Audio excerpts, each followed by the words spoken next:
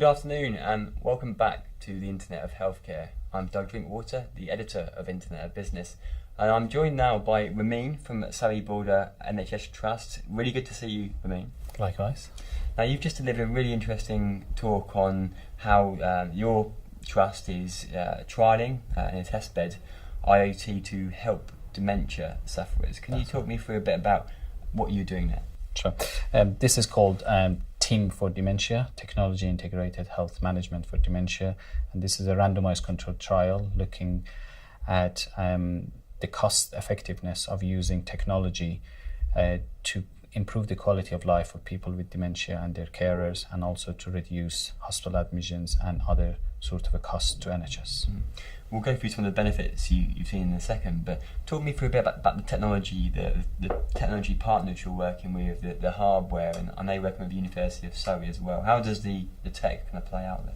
Sure. So there are 9 innovators that each of them, they bring a different type of technology. For example, some wearables, some GPS tracking devices to measure the blood pressure, pulse, hydration, temperature, movement sensors, and all those devices will transfer the data to a platform and then to IoT cloud.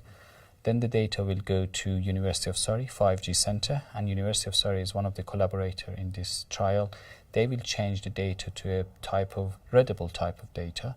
Then the data will be transferred to a dashboard, and then dashboard can be seen by clinicians in My Trust Surrey and Borders partnership. And so some of the advantages I think you've seen already is you're aiming to really reduce hospital admissions and essentially maintain that quality of care. That's right. What have you seen on that front so far? We haven't started the trial. Trial will formally start in 1st of November, but we've done a research background and literature search, and we hope that by gathering live data from people with dementia and their carers, we could predict who may end up in hospital or who needs more care, and therefore we use the sort of health service as a predictive type of health service. I think you were saying you could potentially reduce or extend perhaps the time that people can live in their homes without going, and that could potentially have a huge financial benefit as well. Absolutely, yeah. So we know that if we could delay a transfer to care home by 6 months, we could potentially save NHS £2 to £4 billion a year. And we're only talking about the 6 months. Imagine that we could make sure that people stay in their home, in their own home, which is they're comfortable with, and we could save a sort of cost of transfer to care home and nursing home. So potentially there would be massive saving for NHS. And how long's the project? How long's it going for? And how does it get? What's the result of it at the end of the day? How do you decide if it's being successful or not? So project, as I say, is a collaboration between NHS Trust, University of Surrey, and University of London Royal Holloway.